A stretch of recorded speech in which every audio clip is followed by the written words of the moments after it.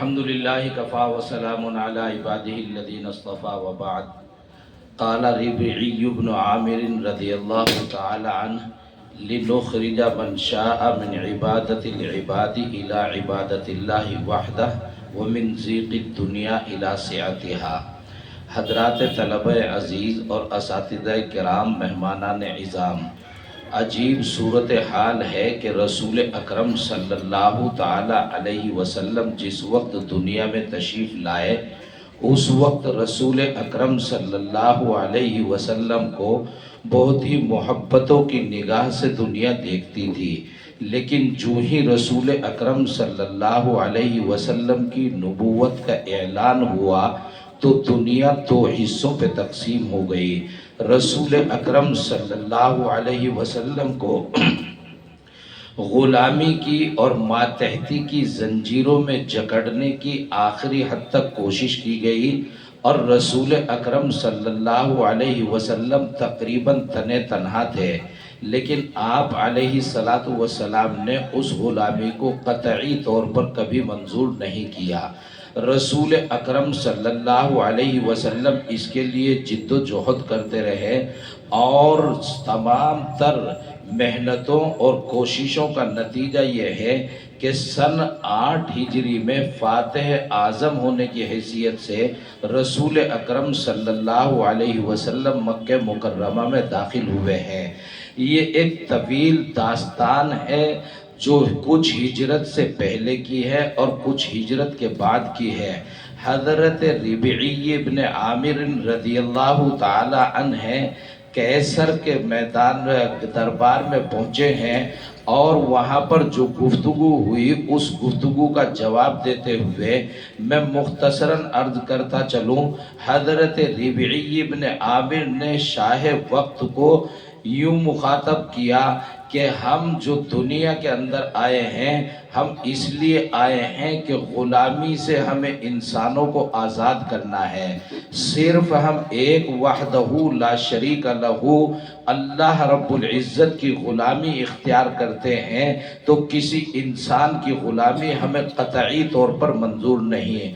انہوں نے ارشاد فرمایا کہ غلامی اس چیز کا نام ہے جو زمین کو اپنی وسعتوں کے باوجود انتہائی درجے انسانوں کے لیے تنگ کر دیتی ہے۔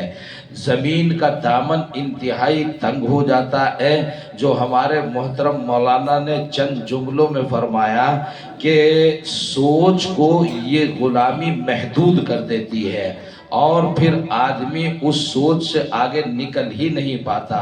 انہوں نے ارشاد فرمایا من ضیق الدنیا الی سعتھا، کہ ہم آزادی اختیار کریں گے اور بندوں کو آزادی دلائیں گے تاکہ وہ زمین کی وسعتوں میں زندگی گزاریں اور زمین کی وسعتوں کے بارے میں اپنے تفکر اور تدبر کو بروئے کار لائیں۔ انسان کو جو اللہ رب العزت نے صلاحیتیں دی ہیں وہ استعمال کرنے کے لیے دی گئی ہے۔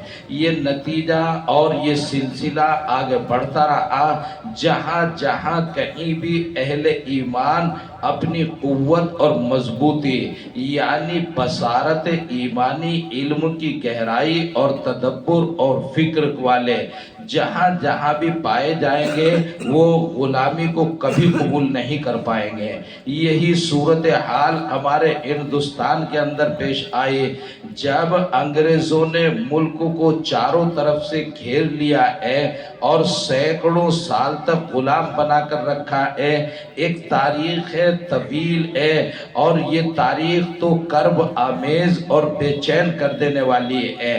الغرض حضرت شاہ ولی اللہ محدث دہلوی علیہ الرحمہ ہیں، حضرت شاہ عبدالعزیز محدث دہلوی علیہ الرحمہ ہیں، حضرت شاہ اسحاق محدث دہلوی علیہ الرحمہ ہیں، اسی طرح حضرت مولانا فضل حق خیرآبادی علیہ الرحمہ ہیں، شاہ اسماعیل شہید علیہ الرحمہ ہیں، حضرت سید احمد شہید علیہ الرحمہ ہیں۔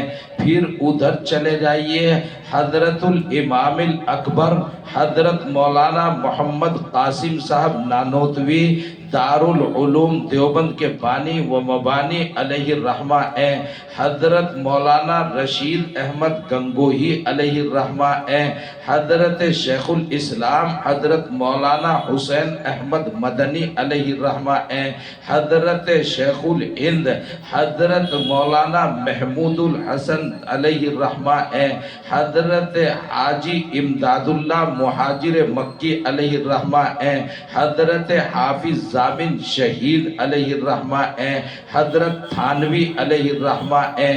ایک طویل فہرست ہے علماء کرام کی۔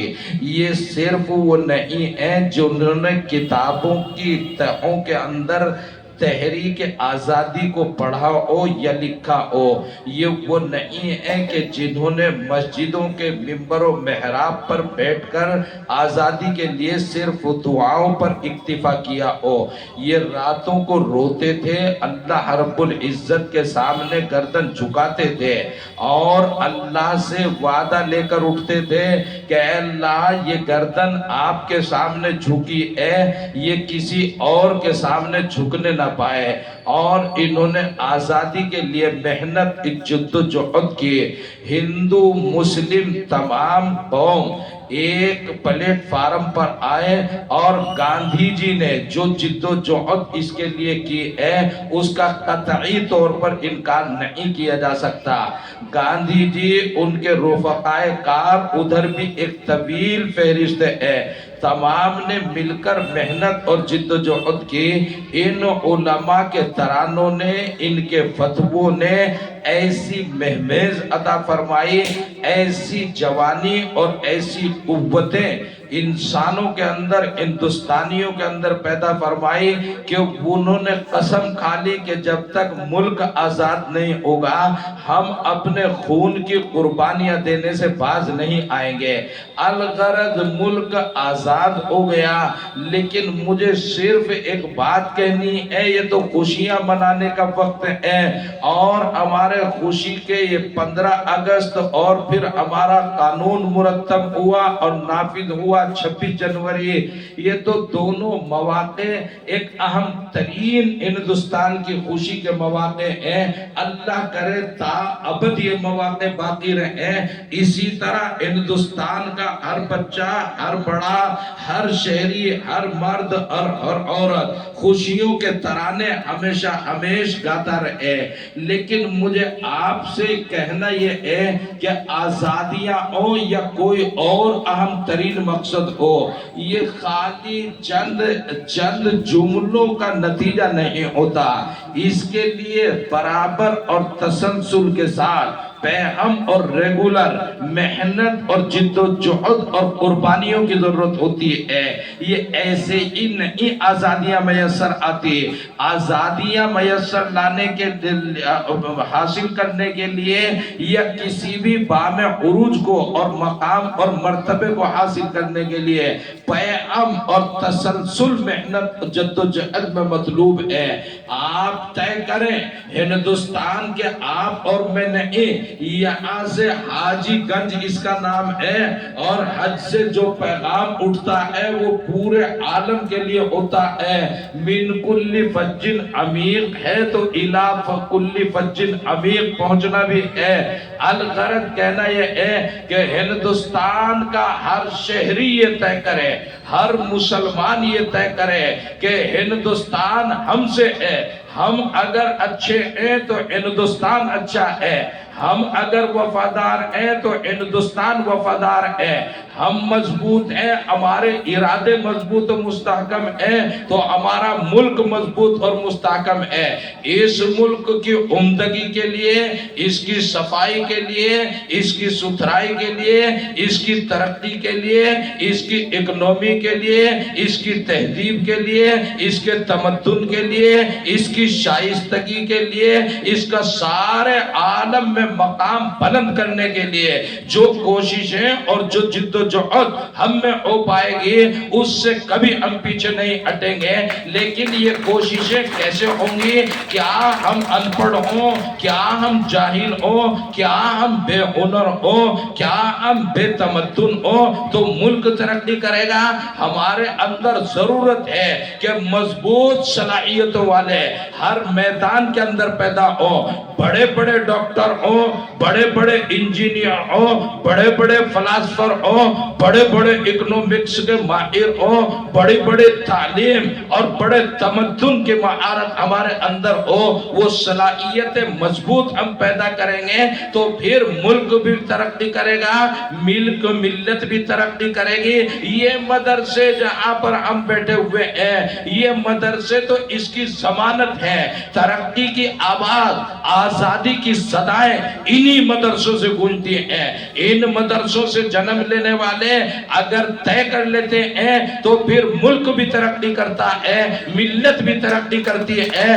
اس مدرسے کو اللہ رب العزت خوب ترقیات سے سرفراز فرمائے، یہ آواز دور تک پہنچے کہ ہمارے مدرسوں کے اندر مضبوط اور مستحکم، اور ایک لفظ ذرا محتاط انداز پر آگے بڑھتے ہوئے کہتا ہوں کہ ہمہ جہت تعلیم کی ضرورت ہے، ہمہ جہت تعلیم کی ضرورت ہے۔